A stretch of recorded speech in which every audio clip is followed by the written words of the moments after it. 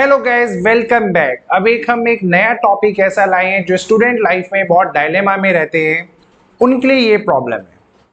अब class 10th का आपका रिजल्ट आ चुका है, आप 11th क्लास में आ चुके हैं। काफी लोगों ने पीसीबी ऑप्ट किया होगा, काफी ने कॉमर्स विद मैथमेटिक्स या विदाउट मैथमेटिक्स या ह्यूमैनिटीज को भी ऑप्ट किया होगा। लेकिन वो स्टूडेंट जिन्होंने स्पेशली पीसीएम लिया है, तो वो जेई का प्रिपरेशन करना अगर चाहें, वो भी सेल्फ स्टडी से विदाउट एनी कोचिंग सेंटर, तो उनका अप्रोच एक्चुअल में क्या होना चाहिए, उसी से रिलेटेड हमारा ये आज का वीडियो है। मैं आपको सिर्फ 5 यहाँ पे टिप्स देने जा रहा हूँ जो श्योरली आपकी इस प्रिपरेशन में हेल्प करेंगे।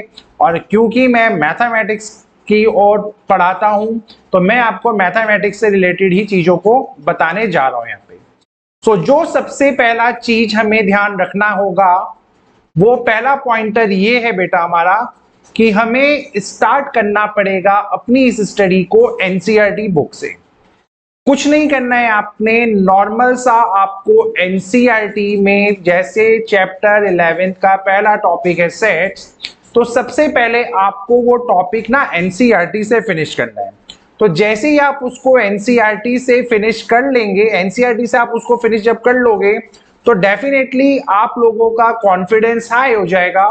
और एनसीईआरटी करने के बाद ही आपको कोई डिफरेंट रिफ्रेशर्स खोलनी है। जैसे कि आपने बोला चलो सर हम आरडी शर्मा भी करना चाहते हैं, ठीक है।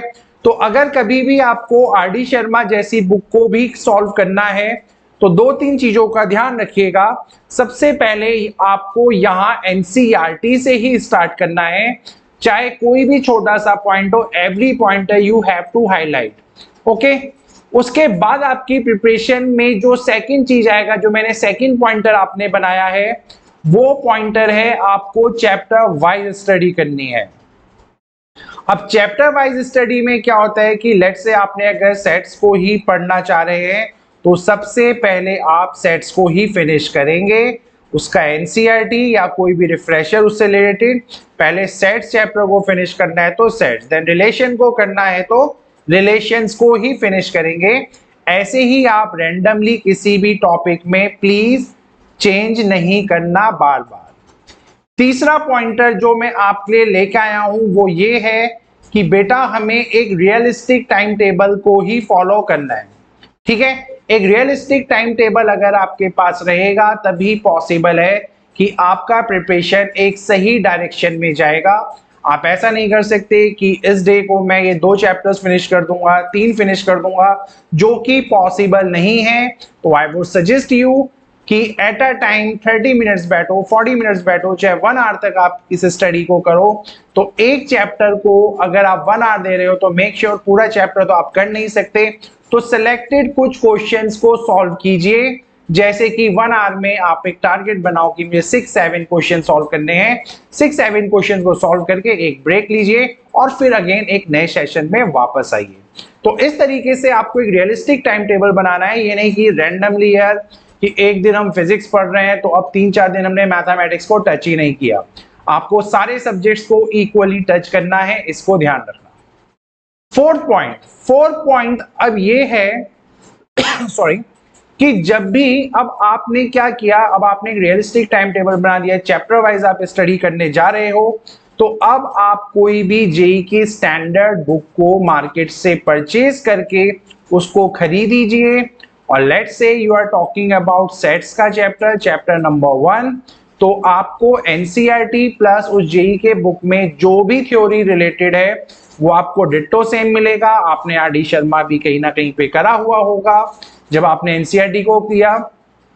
तो इन तीनों बुक्स को आपको क्लब करना है। इन तीनों बुक्स की क्लबिंग करके ही आपको अपने नोट्स बनाने हैं, अपना थ्योरेटिकल पार्ट को लिखना है, और कोई भी क्वेश्चन जो आपको अलग से लग रहा है आपको उसको हाईलाइट करना है।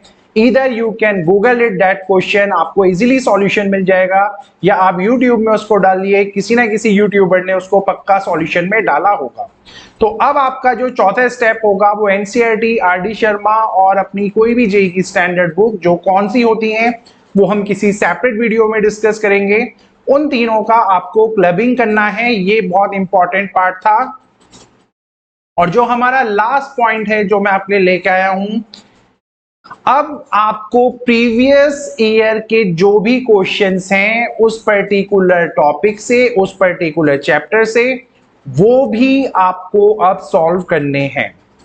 लेट्स से चैप्टर नंबर 1 लो, चाहे चैप्टर नंबर 2 में लेट्स से रिलेशंस में आपने डोमेन और रेंज को पकड़ा, तो डोमेन और रेंज के जितने भी क्वेश्चन एनसीईआरटी, आरडी में, शर्मा में या किसी भी प्रीवियस ईयर बुक में आपको दिखे, या कोई भी जो ये स्टैंडर्ड का आपका बुक है, मेक श्योर पहले सारे डोमेन और रेंज से रिलेटेड क्वेश्चंस को ही किया जाए, ताकि आपकी प्रिपरेशन में एक सिमेट्री रहे, एक आपका कॉन्टिन्यूअस फ्लो रहे, जिससे आप उस टॉपिक में अपना मास्टरी ले लो।